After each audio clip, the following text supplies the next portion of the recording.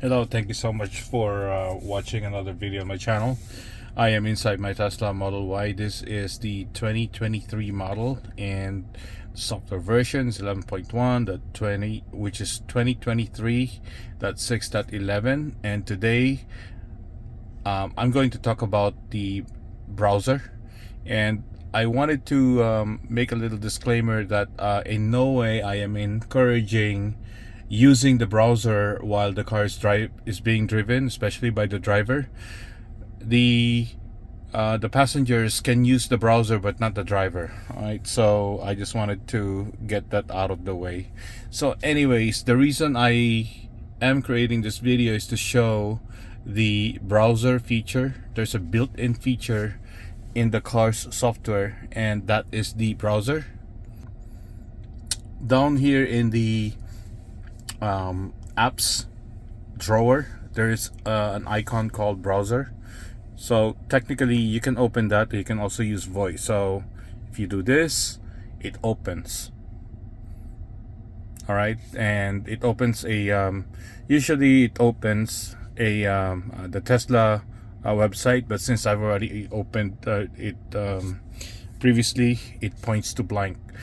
So I wanted to point out that there is also another way of opening. So for example, here you can type, I don't know, Tesla, for example, Tesla right there, and then it's gonna search for Tesla. But you can also do tesla.com, right? So you can do tesla.com right there, and you're gonna do that, and then you're gonna see this. All right, so let me cancel this for now. So what I'm going to show is another way of opening the browser, which is by voice. And there are certain commands that you can use in order to open the browser, specifically to certain websites. So for example, let me do this. I'm going to use the voice command, and sorry for the dark video here. I'm inside my garage. There is a button on the left side of the steering wheel. When you press this, actually it's right here, sorry, it's on the right hand side. If you do this, so if you press that button, it's actually gonna prompt you for a command, a voice command. So what I'm gonna do is I'm gonna open the browser using this button. All right, so let's do this. Open browser, and there you go, the browser is open without typing anything on the browser or touching anything on the screen. Let's close this again, and we're gonna do something else. What I'm trying to do here is to open the browser to a specific website. That is a feature of the browser that is built into the car. I wanted to point out also that the browser's internet connection depends on your connectivity. This car is equipped with premium connectivity, which means I have internet access anywhere I go. So that comes in handy. Okay, let's go ahead and open some websites here. Amazon.com. So it goes there right away without having to, say open browser and then, whatever you want to search. But this saves time in typing. Let's say you're driving and then you want to check the weather or traffic, for example. Weather, let's do weather. Couldn't decide. So let me close this again, and then we're gonna say weather.com. So it's gonna do that. The thing is, you had to search for your the weather in your local vicinity. So in this case here, I am in the San Francisco Bay Area, the East Bay side, close to Milpitas. So Milpitas showed here. I usually go to Google's weather, because I need to see the precipitation. Let's see here. Let's do that. So again, I am not encouraging interaction of the browser, especially with touching and selecting menus. If you are driving, you can leave that to your front passenger. So as you can see here, you're able to see the weather information. But what if I want to go to Google, right? So if I do google.com, so now it's right there, and I can just say another command. Since the prompt, so you can see here, the prompt is right here, I can just do another prompt on the voice that says weather. So now there's weather, and unfortunately, it's half baked. You have to touch it, and then, oh sorry, I touched the weather tech. Let's do it again.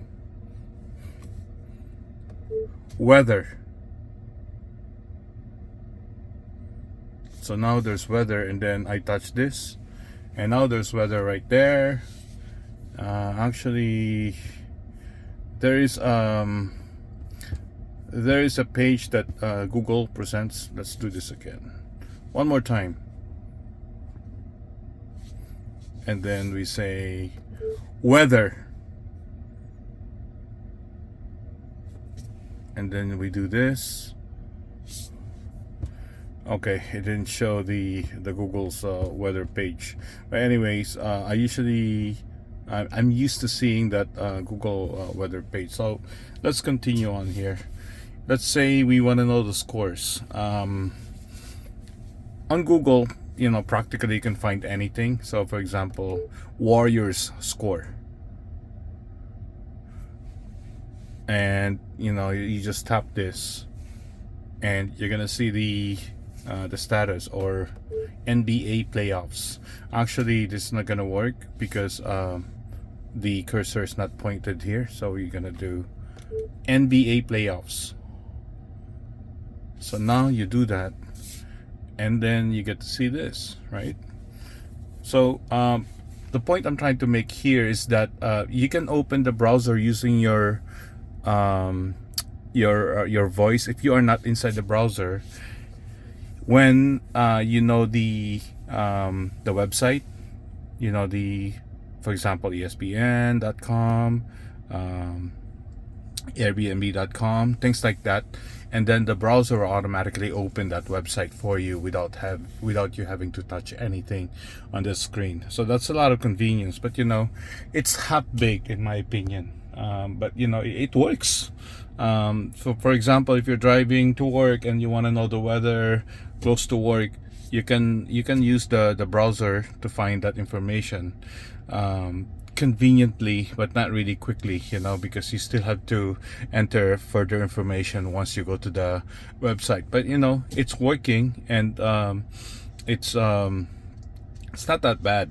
So let's I think I cannot do like a close and then reset the page here. I cannot do that. So what I'm saying is, I cannot just say right now, since the browser is open, I cannot just say Google something, because when you say Google something, it's actually gonna go to the navigation. I could be wrong. So let's try other websites here. npr.gov. Yeah, okay, it didn't hear the N, so let's try it again. npr.gov.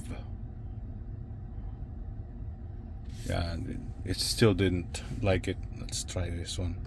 nytimes.com. So it does that. You have to press the enter key again, have the passenger do that instead of you while driving, because I'm already in the browser. But if I'm not in the browser yet, nytimes.com. So it goes there. Oh, let's close this again. washingtonpost.com.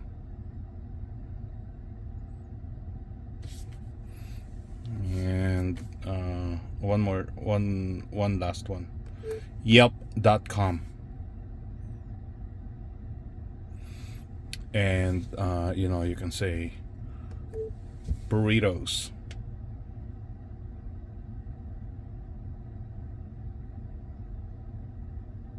and then enter.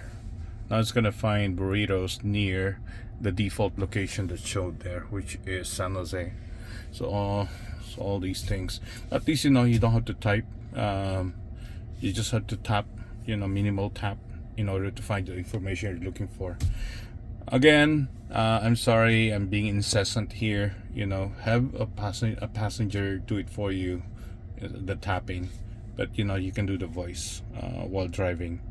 And but that's about it. I just wanted to show that there is a browser feature in the car, and it's pretty handy for this car.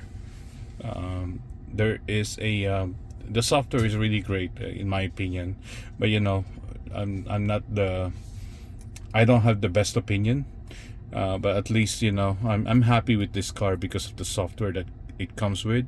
And $100 a year for the premium connectivity, it's not too bad. So anyways, thank you so much for watching. Again, this video is the browser feature of the Tesla Model Y. Thank you so much for watching. Have a great day. Bye.